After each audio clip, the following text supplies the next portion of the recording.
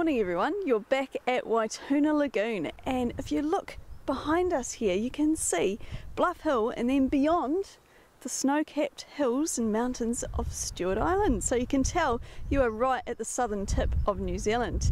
And yesterday we went out on a boat at the lagoon and we saw a monitoring platform. Now Andy, what were you actually monitoring out there? Yeah, so on that monitoring platform we've got some special equipment which is kind of like what I've got in my hands here, which is a probe that measures different aspects of the water. Kirsten's actually going to talk to you about this particular instrument a little bit later on, but the special thing about that monitoring platform is the probe, what measures things, is out there all the time, so it's permanently recording information and sending it back to us in our office or in the laboratory. Okay, so what are you actually monitoring out there? Yeah, so there's six main things. So the first is temperature, so that just lets us know how warm or cold the water is. The second is conductivity or salinity, and that tells us how salty the water is. When we open the lagoon it gets very salty because the seawater comes in, and then when it's closed, the lagoon, when it's not open to the sea anymore, the fresh water starts to build up and the salinity goes down. And that's quite important for the different plants and animals that live there, so salinity is quite important to understand for that reason. The third one is dissolved oxygen, so that's the amount of oxygen in the water that enables plants and animals to breathe.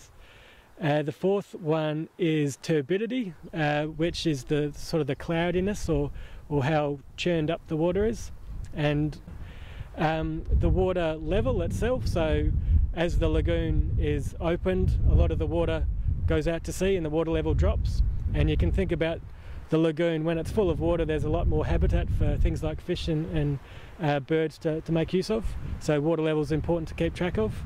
And the last one is chlorophyll A, which is a little bit fancy. So chlorophyll A is the special pigment in plants and algae that enable them to turn sunlight into food, and with this instrument we can measure the chlorophyll in the water column, and that just lets us know how much algae is floating around in the water. So good use of technology. So you've got all these things you're monitoring, measurements. What happens with the results? And we use it to help us understand the lagoon and to inform decisions that we make to try and look after the lagoon. And I'll go through some of those results. So I mentioned when the lagoon gets opened, you can see the water level going up and down, and that relates to the tide coming in and going out. And that same process makes the water salty or fresh, and the same kind of pattern. When you look at the graph, you can see the salty water coming in, and then as the tide goes out it gets a little bit fresher, and you can see that salinity going up and down. Turbidity was the other thing I mentioned, so that's how churned up the water is. And this particular chart shows you what happens when it gets windy. So the water gets really cloudy, all that sediment gets churned up, and you can imagine when the turbidity is that high, it's like the lights have gone out for the things living in the lagoon. They can't really see anymore, and the plants don't have any sunlight to turn into food. Okay, so we're now going to move on and look at some monitoring that's happening in the catchment, the rivers that are feeding into the lagoon.